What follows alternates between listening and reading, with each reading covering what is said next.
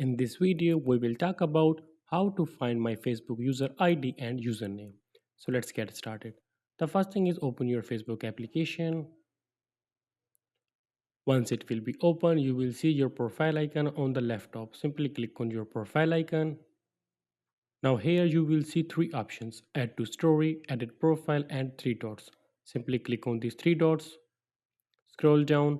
On the last, you can see your profile link. And here you can also read ID is equal to this one is my user ID. Now, how can we find our username? Let's go back from here. Now, click on your profile icon, which is on the right top. Scroll down and tap on the option Setting and Privacy and click on the option Settings.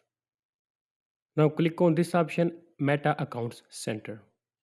Click on the option Profiles and here you have to choose your profile. Just like I want to see my username of Facebook, so that's why I will select top one.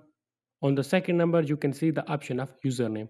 Click on it and here whatever you have your username, that will be shown here. Currently I don't have, so that's why it's empty. But if you have, then you can see it here. And it was the way by which you can do it quickly.